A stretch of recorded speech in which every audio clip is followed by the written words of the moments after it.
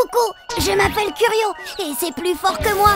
Il faut que je comprenne tout, sinon je deviens incontrôlable.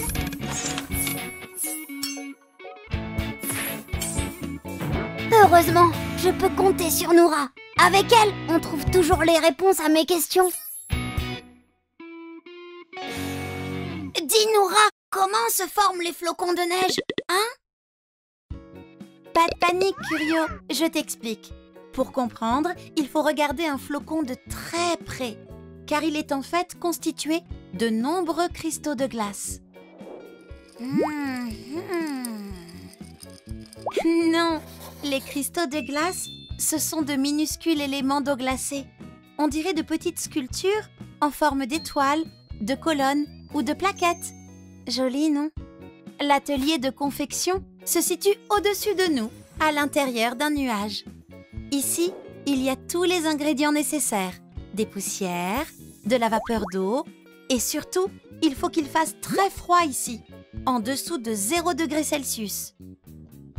Comme il y a du vent là-haut, tous ces éléments gigotent en permanence. Et quand de la vapeur d'eau touche une poussière, il forme un petit noyau glacé en forme d'hexagone. Ensuite, de plus en plus de vapeur d'eau se colle à ce noyau, qui grossit. À partir de ce centre, les cristaux vont prendre des formes et des tailles différentes.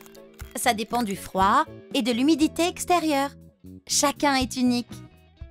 Puis, à un moment, le cristal devient trop lourd. Alors, il descend doucement vers le sol.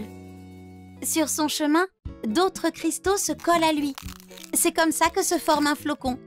Et plus il y a de cristaux, plus le flocon est gros. Si la température au sol est plus douce que dans le nuage, les flocons vont fondre et il se met alors à pleuvoir. Mais s'il fait assez froid, proche de 0 degré, alors les flocons restent intacts et il neige. Merci Noura, j'ai tout compris. Et grâce à tous ces flocons, on fait des batailles de boules de neige.